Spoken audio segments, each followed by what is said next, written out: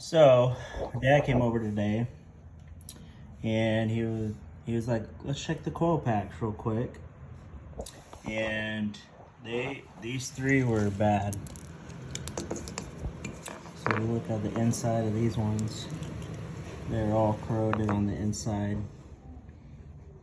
You know, you can kind of look at these, see the tips. So went ahead and replaced all 8 coil packs. Good to go now.